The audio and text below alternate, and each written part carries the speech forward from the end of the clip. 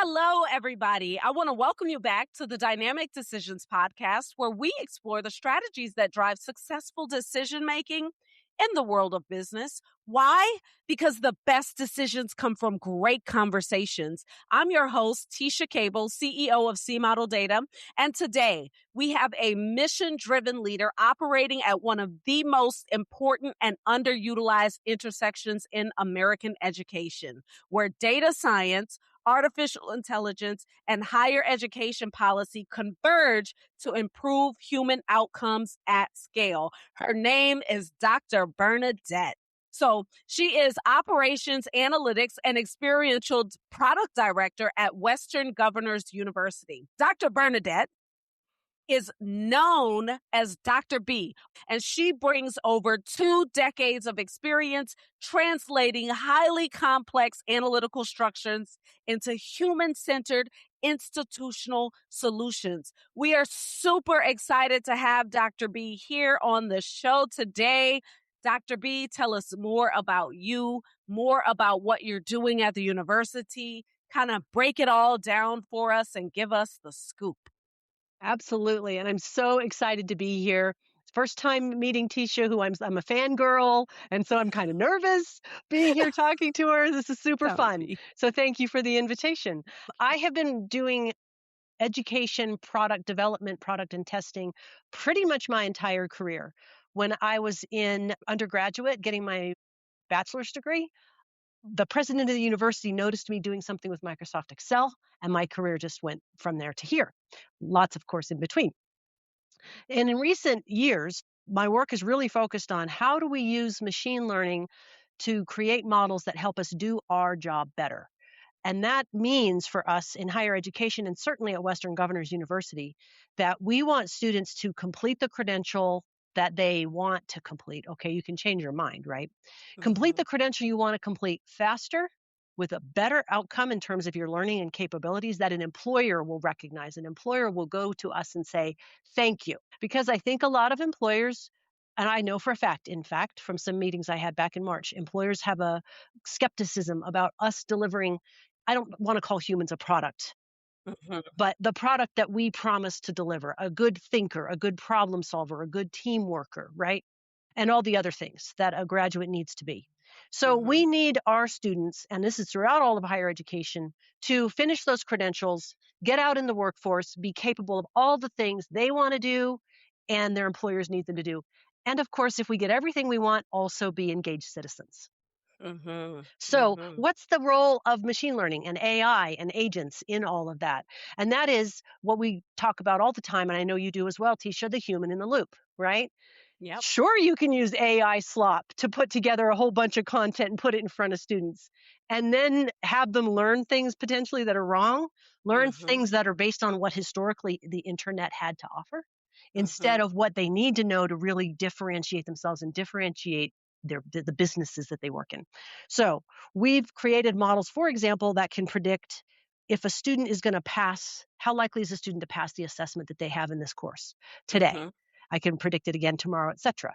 Based on that prediction, I know when to engage resources to help that student and whether to engage resources to help that student. Wouldn't it be great for those high performers to not be bothered by us if they can just get through? Faster to the other end, credentials sooner, out in the workforce sooner, less debt. And those who do need it, maybe they need more of it. Well, let's identify who they are and let's get that to them before they try that test and not afterwards. Right? So that's the power of what we're doing is we're using modeling to identify, predictive modeling in this case, to identify those learners, figure out what category they sit in, what they kind of services they need. And then we ask the question, and this is what decision intelligence does for us. What's going to work best for this student in this moment? Because it's guesswork for instructors and for the mentors who support the students. In WGU, we call them mentors. I think counselors is often the term in higher education. And so for me, there's a personal mission here. I want to stop the drop with debt. Yeah. Right? I don't want students, right? Because that's the worst thing. That's the worst outcome. They get first of all, think about all the lost enthusiasm and self-confidence. That's right. The human harm, right? Yeah. And then on top of that, now they have debt and they don't have a credential and there isn't a career pathway in front of them. And That's maybe right. they've got their family who said, you can't do this and we need you. Now we told you so. It's very, very expensive from an emotional standpoint and a financial standpoint. It And sure so, is. yeah, let's stop the drop with debt. And we can do that if we use AI appropriately. And if we keep the human who has the relationship with the student, who can understand what is that student going to need next better than a machine. That's right. I Yeah, think it's great on a lot of levels. One, I love applied AI. So I love to see us actually taking what we know can make a difference and do something to apply it. And the truth behind that is decision intelligence remains that last mile. So the big fancy model is cool, right? Throwing all your stuff in it is great, but you actually need tools and solutions that are going to help you to put the human in the loop so that this can truly be applied. So this is great. Really, really good stuff. Hey, so you integrated industrial manufacturing style decision intelligence into the university's educational delivery model, and that won national recognition. Thank you. Woohoo! That's very awesome. excited. Yeah, that was a specific choice. So, manufacturing efficiency frameworks applied to education really sound like it could be misaligned because students aren't widgets, as you just mentioned. So, education isn't standardized assembly, so to speak. Can you walk me through some of the thinking there? What did you look to, or maybe why did you look to manufacturing for decision intelligence patterns? And how did you adapt those frameworks to work in this very human centered context rather than just kind of extracting more efficiency? Yeah, exactly. And that really comes from approaching anything from a problem perspective. And you know Hmm. how they say, first fall in love with the problem. And so that's where we began. We had a well-known problem of students not progressing enough over the course of a term. And we heard about decision intelligence. Funny enough, someone mentioned it to me. My boss actually mentioned it to me as this, have you Hmm. heard of this sort of Hmm. thing? And I went online right away and I came across Dr. Lorian Pratt and a video Fantastic. on her Yeah. site, and I watched it and I just immediately all the bells started ringing for me. I see, okay, right. Humans aren't machine. We don't move through education like Oh, widgets. yeah. Yes. So, I saw the video, Lorian Pratt's introductory video online. It immediately started the gears turning. And I realized at its root, decision intelligence is about having a complex decision to make with really significant impact. And it's made a lot of times, it's made many times, right? Especially when we're talking about manufacturing and other industries, it's made many, many times over. And I recognize that we are in higher education, and especially in the kind of delivery model we use at WGU, we are making decisions about what to do for students times a million. Actually, I could tell Hmm. you at the time it was 12 million times a year we were making the same decision because we were capturing that decision. The good news is, I also realized the key ingredient we had that a lot of institutions might not have the luxury of.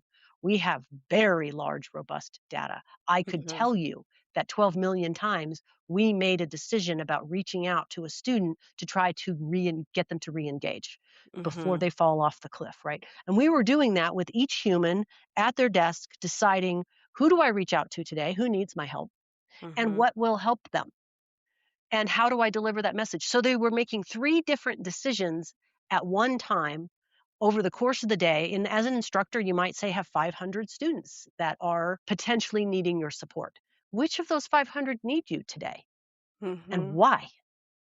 And what will work and when will it work? By what mode, right? All of these decisions coming together. Of course, we're talking about levers, right? The lever and its settings. The lever of, do I reach out? Click, click, right? And then the settings, what mode, etc. So all of that started swirling in my head right away because I just so identified. Of course, I have an engineering background. And Of course. so, while I recognize humans are not widgets going through a machine, I still think like an engineer. Hmm. So, how do we engineer this decision making to make it faster, easier, better for the instructors making those decisions? Mhm. because they also, I know from working with them, and I was on the front line as a manager myself with biochemistry. It was considered the killer of dreams course. And that's one of the reasons I've always been so motivated. I've always taught subjects like that, statistics, biostatistics, etc. The courses that kill dreams. And Yeah. so, what do we do to be able to make this work for the human doing it faster, easier, better? It's hard to have 500 students in front of you and just like in the traditional, looking out at the expanse, the sea of students to know, Mhm. are they getting it? Let's stay here and use the learner care dashboard, for example, that really powers this just-in-time personalized outreach for your, Excellent. at-risk students. Let's use that example. So Perfect.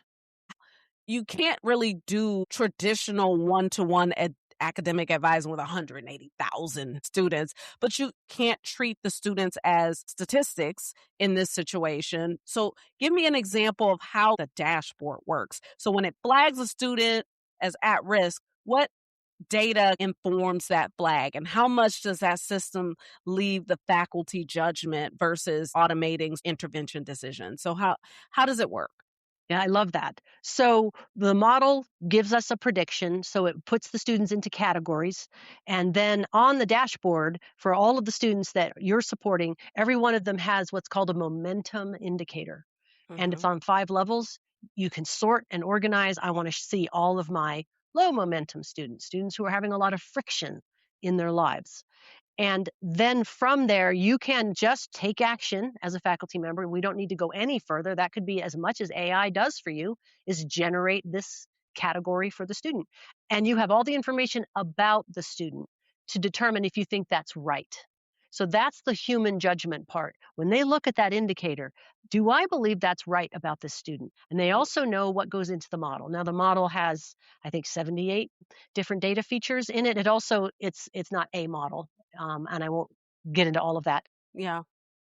But they know what those data features are, and they know the importance of the different data features because we put that out there for them. Mhm. So they can look and say, "Oh, okay, the model thinks this, but I actually know something else." Mhm. Or not, right?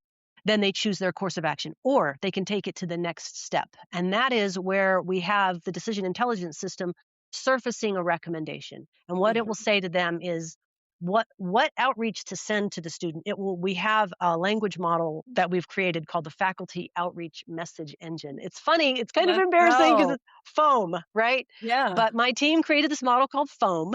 And what Yeah. FOAM does is it writes a recommended outreach message that employs a bunch of very important principles. So it's personalized. Of course, that's critical. Mhm. It's brief because who wants to read 2 pages, right? You want an Right. email to get right to the point. And students don't have time. They don't have time. They're busy, they've got kids, they've got jobs, etc. It uses social and emotional learning. We've trained the model to speak the way a faculty member would speak. And it uses social norming principles, which is a very popular marketing strategy, right? Students like you have been successful in the biochemistry at this point of the course when they have, Yeah. and the model is filling all of this in. It knows who students like you are, and it's giving you the secret sauce to this Yeah. course. Students want, what's the secret sauce to this course, right? It's giving That's it right. to them. Now, it's not telling them the answers. It's not telling them memorize these 10 facts, right? It's telling them where they personally need to spend time and attention today to be successful in the course. Sometimes we're encouraging them to take the test now, you're ready, Right. Do it right? now. Yes. Yes. Exactly. Like Yes. students like you at this point take the test and 80% of the time they pass. That's right. Social norming, right? Really So you good. take these pieces and build them all together. But to your question about the role of the human, we're not sending that straight out to the student. That is on the faculty member's dashboard. They Mhm. look at that message and they can say, is this the message I want to send? Is this That's current to the student right now? Is this my voice? yeah. Like, okay, your model did all right, but that's not really how I want to say it, That's right. right? And then they can modify the message and it goes out. One of the other things that we do is a call to action. And so in the message, so the call to action often sounds something like, here's a live event on this, DNA structures for this course. I'm going to go ahead and schedule you into this live event. This is important. I'm going Mhm. to go ahead and schedule you into this live event. If that doesn't work for you, click. Let me know. Yeah, Exactly. So they can yeah, go in and unschedule themselves. They can schedule into something else, that kind of thing. But that, or I'm going to make an appointment with me. And here's the, right. I want to brag on WGU just a little bit. Yeah. WGU figured out how to do master apprentice teaching at scale. Wow. So the thing that centuries ago was the best way to learn, and we all knew it, one on one, you and the teacher, is what we can do That's because of what amazing. we've done with AI. Yeah, Yeah, that's the point, and I think if people would start to grab hold of the fact that the idea is not to replace, the human, but make the human even more efficient in the things that it's really, really good at scale.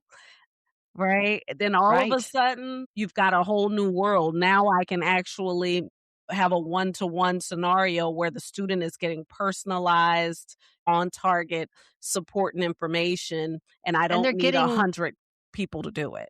Yeah, exactly. that's good. And Yeah, I like to think of it, when I was getting my adult education doctorate, yeah. I thought a lot about what motivates me. What is it I want to do? What's my philosophy? And I know it sounds strange, but I always, no matter what I'm doing, want to add more love to the world. And Yes. right? I mean, if I Yeah, get to do that, I feel so good. And I think it makes a difference. I hope it does. of And I course. see that in teaching. That's probably why I love to teach. A lot of times teaching is an act of love. And a Mhm. machine can't do that. Just can't do it. Mhm. And Just can't so do if it. we can free up the time to do that, the other thing we learned from our faculty members is they would love to just do that. They would love to not sit and dig through 12 different dashboards. We actually did a Yeah. observational study, Mhm. 12 screens open at one time trying to do their job. That's it, and it doesn't surprise me at all. Let's stay there for just a moment on dashboards and reporting. So you reduced accreditation reporting timelines from weeks to hours, and you did that by automating credential tracking. So accreditation is about all this regulatory compliance and institutional integrity, and it is high stakes, right? Which was why it really fits well for decision intelligence. So when you're introducing automation into these standardized rule bound administrative frameworks like accreditation, what what's your framework for making sure that the system preserves accuracy and institutional integrity alongside all of the efficiency gains that you're getting, and how much manual verification actually still happens behind the automated systems? Yes, and it's so important, that notion of manual verification. We really should never take the humans out of the loop. And so you pick what percentage of records need to be double checked to have confidence that you are adequately picking up, right? And the good news is in this particular process, there are two ends where that's happening. We have the individual faculty member. Here's the record that we have for you. Is it right? So once a year, tell us if it's right and update it if there's anything new. So there's the end user giving us that accuracy information. It's super important to them. And so that's a really great checkpoint. But at the other end, if someone claims to have a credential, we need to know if they have the credential. And so we introduce a number of ways of doing it. Some of them are human, just looking through lists, and some of them are automations that we build in connecting our data to some other like nursing database that tells us if people have current nursing credentials, because you really don't want someone teaching Mhm. students who does not have a current nursing credential. We're not allowed to do that. And so we stay very on top of that. And so, yes, it's about, selecting for depending on what the thing is. Mhm. How often is often enough? Typically, once a year in this domain is sufficient. It's That's in fact a little more than some places would do. Some places would only look at this kind of thing once in 10 years because they only re-accredit once in 10 years. Well, imagine how much can be wrong in a 10-year time window. My right. goodness. A lot. A Yeah. lot, a lot, a lot. And then it used to be, and I did this for a long time, Yeah. paper files, right? There's my file cabinet of records, and I'm going to pull them out and look at them and try to verify them. My God, the labor.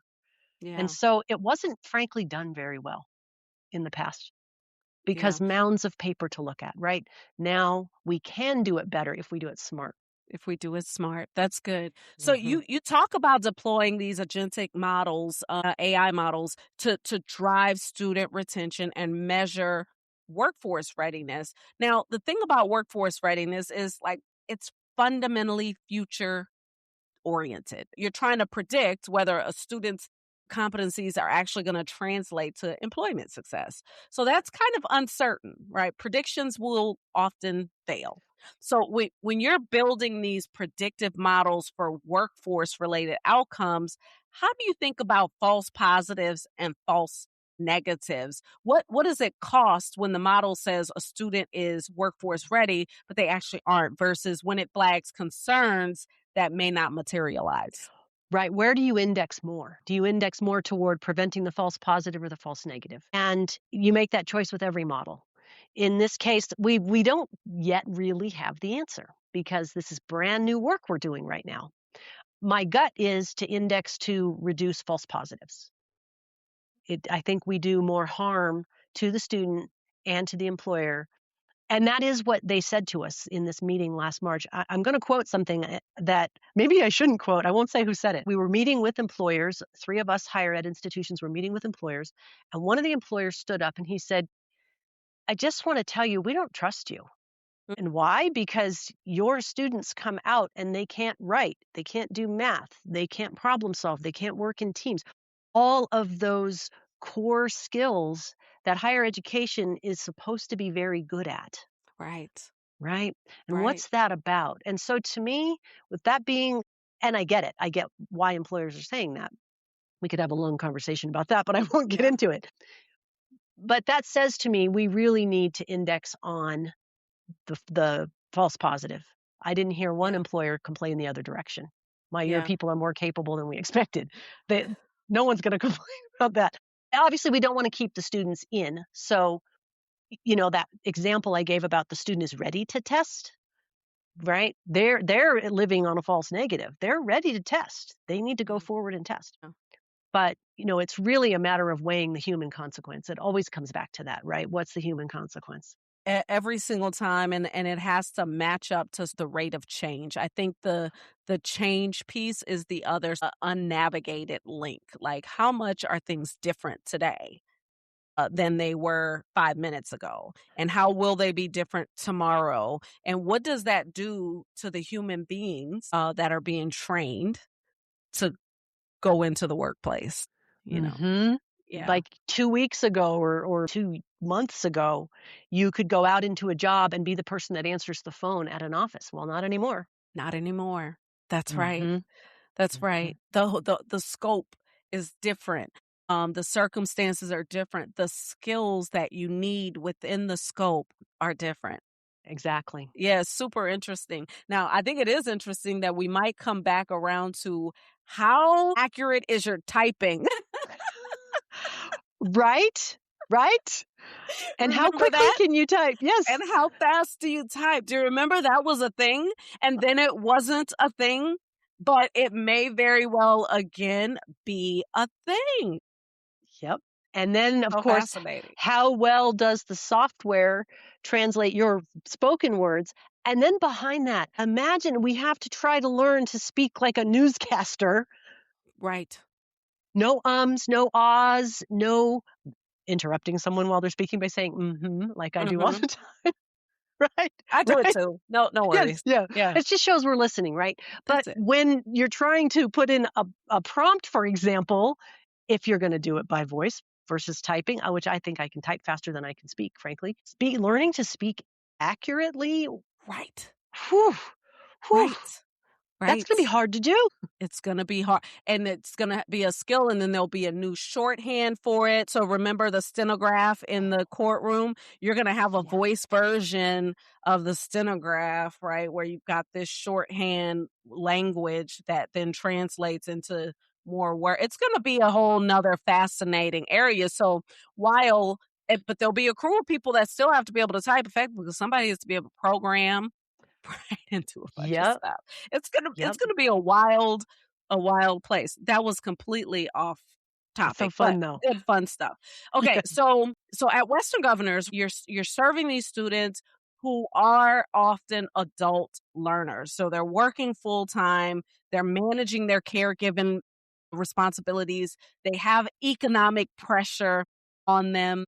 the stakes of these decisions really are deeply human, as we keep going back to. So when you're designing these analytic systems and these dashboards, how do you actually make sure that they're serving faculty and students rather than just creating another layer of digital fatigue or institutional surveillance? What does ethical decision intelligence actually look like operationally for you? I love that question. Before we released the current decision intelligence capability, we had gone through this phase where we had this, what we called SLA dashboard, for most people in business, service level agreement, right? Mhm, We wanted faculty members to perform the functions that our automations were recommending within certain time windows, because we knew if it mhm, happens in this time window, it benefits the students more. So there was this tension. Using this timing pressure on the faculty is a negative experience for them. mhm, Them fulfilling that timing pressure is a positive experience for students. How do we find the right balance? Well, we put this SLA dashboard out with all of the best intentions that humans have. This is for you. This is a tool so you can see how you're doing, because the higher your rate of attainment of those SLAs, the better your students do. We have a huge study that we published. It's in the Journal of Post-Secondary Education that talks about the incredible lift that came from that work, from that set of recommended automations that went out to faculty members. And it actually had a differentiated positive effect. We're talking all the time in higher education about closing the gap. We have students mhm, that have more friction, they start off with more to overcome mhm. compared to others. So we wanted to close that outcome gap. It was doing it. And I've never seen anything else do that before. It's the first time. I literally cried when I saw the Mhm. results of this work. So we were very motivated to keep doing this, very motivated for the faculty to keep doing this. We put this dashboard out, and you can imagine in traditional management behavior, what happened when that dashboard went out. It became the enemy, Mhm. right? Now, we didn't Mhm.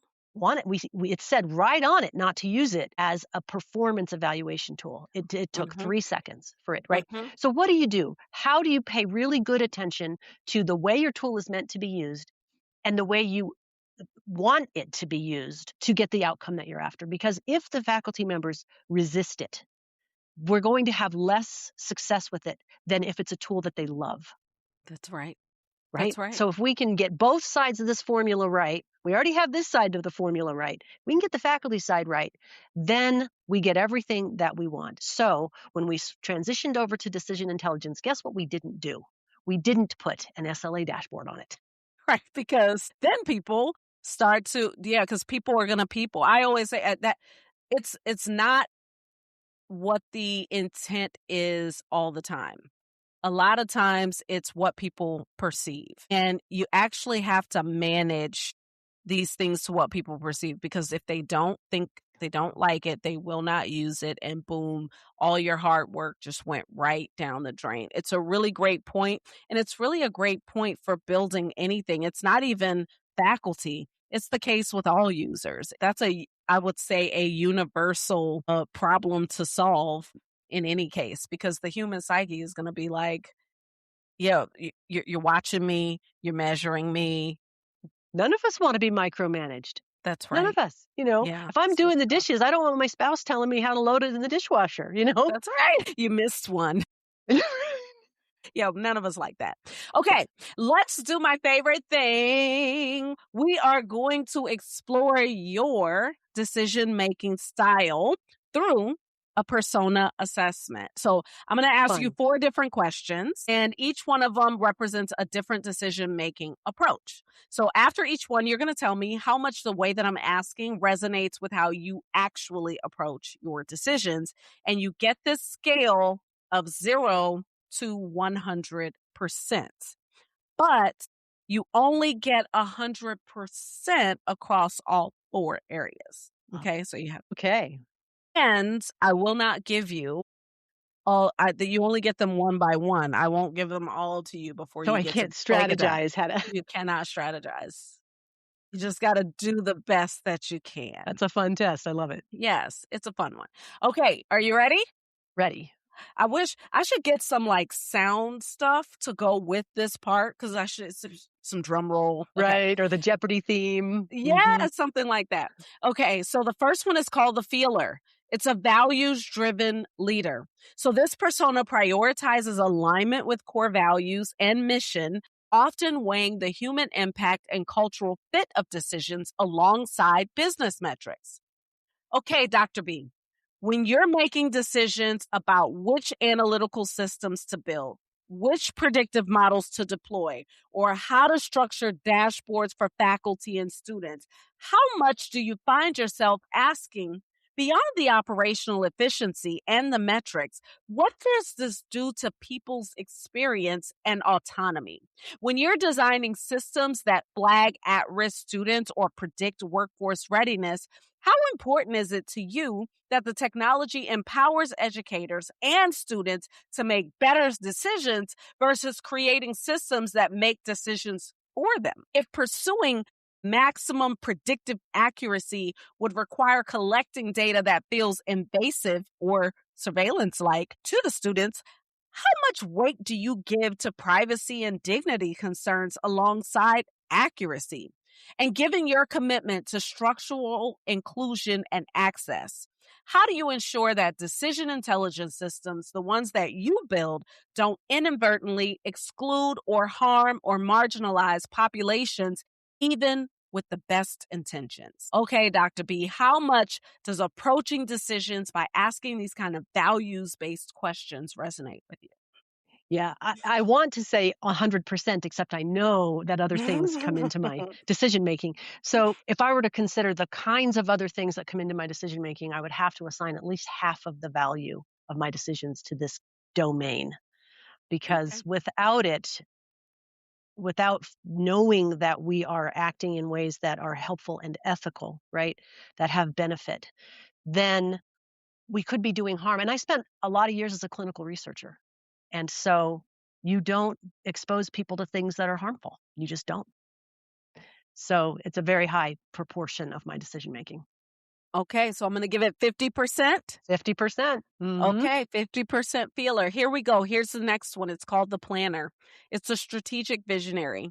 So, this persona focuses on long term implications and future proofing decisions, always thinking several moves ahead and considering multiple scenarios.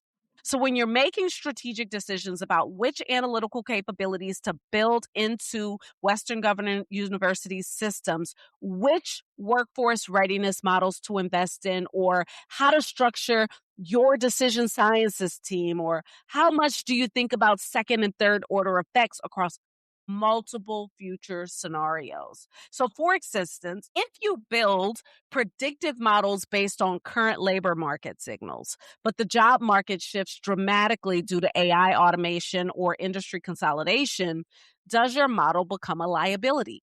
If you optimize your university's educational model around competencies that the market currently values, are you building students' resilience for long term career sustainability, or are you just prepping them for today's hiring?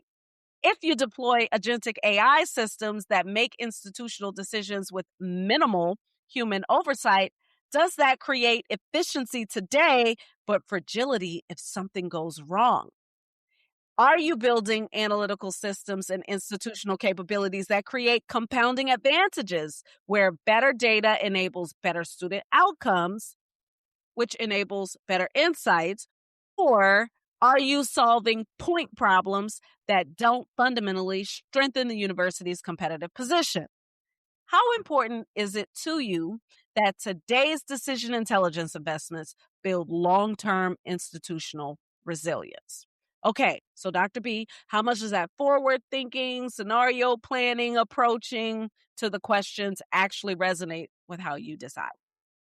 And again, I would give the remaining balance, Uh, except I'm pretty sure the other ones are going to be important to me. But this one's big for me too. So I want to go ahead and put 30% of my decision making on this because it's incredibly important to me. okay, you ready for the next one? Ready? It's called the counter. It's the challenger of assumptions. So, this persona naturally questions conventional wisdom and really looks for these contrarian opportunities. You like to zig when other people are zagging. So, when you look at how most higher education institutions approach analytics and student support, they're either ignoring data entirely or they're deploying analytics for surveillance and gatekeeping rather than for empowerment. But you're arguing for something different, using DI to enable faster, more personalized human intervention. How much do you find yourself questioning whether the education industry's conventional approaches to data and technology are actually serving students well? Do you think the reason so many educational analytics initiatives fail or create backlash is because they're optimizing for cost cutting rather than student outcomes? What if decision intelligence in higher education could be fundamentally different from how it's typically deployed in other sectors? Given your unique position, having lived in both research and operations, what assumptions about how educational institutions should use data could be challenged to create genuinely better outcomes for students? So, Dr. B, how much does that assumption, challenging, contrarian style of questioning resonate with your process? Probably in truth, it's the underlying layer across all of the other styles. I have always been contrarian to some extent. But considering the math here, right, then Yes. I would put about probably 10% on that of what I have available. And it's fun, right? Because in truth, it probably does serve as a functioning layer. I was thinking so much about that first category and how much it relates to this one for me. Like, oh Hmm. boy, right? It is a driving force for me under that first category. Yeah. So good. Okay, here we go. We're on to the last category. Okay. It's called the data driver. It's an evidence based decision maker. So, this one relies heavily on metrics, analytics, and concrete evidence to validate decisions, usually preferring proof over intuition. So, before deploying major analytical systems or predictive models, how important is having rigorous evidence and experimentation to validate your decisions? What kinds of metrics and analysis inform your approach when you're deciding whether a new model or a dashboard will actually drive the student or institutional outcomes that you're actually targeting?